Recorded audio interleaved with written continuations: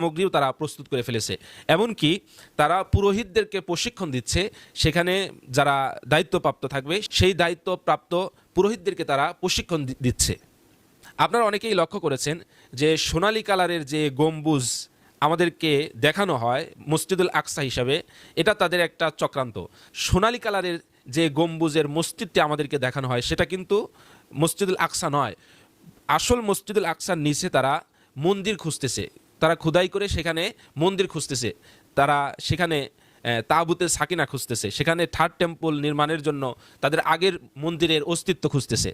হয়তো পরবর্তীতে একটা সময় গিয়ে আমাদের অজান্তেই পৃথিবীর একেবারে যেই সাংবাদিকদের যে দৃষ্টি রয়েছে সেই সাংবাদিকদের দৃষ্টিকে উপেক্ষা করেই একসময় দেখা যাবে যে মসজিদুল আকসা ভেঙে সেখানে থার্ড টেম্পল তৃতীয় মন্দির তারা নির্মাণ করতেছে। জেরুজালেমের মসজিদুল আকসা যেই স্থানে টেম্পল মাউন্ট, সেই স্থান তিনটি বড় ধর্মের গুরুত্বপূর্ণ স্থান। সেখানে বনী ইসরাইলদের পয়গাম্বরদের মধ্যে হজরতে দাউদ আলাইহিসসালাম এবং সুলাইমান আলাইহিসসালামের সময় তারা পূর্ণ ক্ষমতায় তারা সেখানে রাজত্ব করেছে। এই বনী ইসরাইলদের এই ঘটনাকে কেন্দ্র করে সেখানে ইহুদিরা সেই স্থানকে তারা খুবই গুরুত্বপূর্ণ মনে করে। আবার ঈসা আলাইহিসসালাম, তার মা মারিয়াম আলাইহিসসালাম, তার খালু জাকারিয়া আলাইহিসসালাম এবং অন্যান্য ইয়াহিয়া আলাইহিসসালাম সহ এই নবীগণের বসবাস সেখানে থাকার কারণে খ্রিস্টানেরাও সেই জেরুজালেমকে পুণ্যভূমি মনে করে এবং সেটা গুরুত্বপূর্ণ তাদের কাছেও।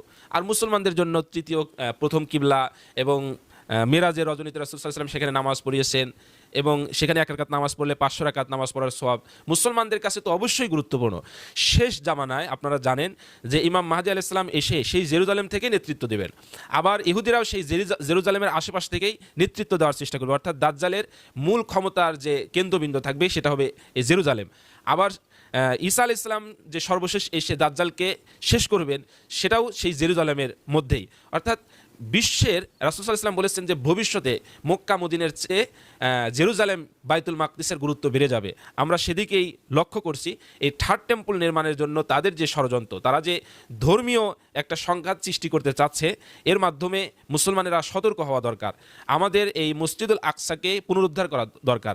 মসজিদুল আকসা অবশ্যই পুনরুদ্ধার আমরা করতে পারবো, কিন্তু তার পূর্বে একটা বিশাল সংঘাতের তারা আয়োজন করতেছে। এখানেই কেন থার্ড টেম্পল তৃতীয় মন্দির নির্মাণ করতে হবে? এবং তারা কেন এটা বিশ্বাস করে যে এটাই তাদের ক্ষমতার কেন্দ্রবিন্দু হবে এবং তারা এক মসিহ, অর্থাৎ তাদের এই মসিহ এসে, দাজ্জাল এসে তারা সারা পৃথিবীতে শান্তি প্রতিষ্ঠা করবে, ইনসাফ প্রতিষ্ঠা করবে তাদের দৃষ্টিকোণ থেকে। এই জন্য ভবিষ্যতে এই থার্ড টেম্পল নির্মাণকে কেন্দ্র করে, মসজিদুল আকসা ভেঙে ফেলাকে কেন্দ্র করে বিশাল একটা ধর্মীয় সংঘাতের সম্ভাবনা রয়েছে।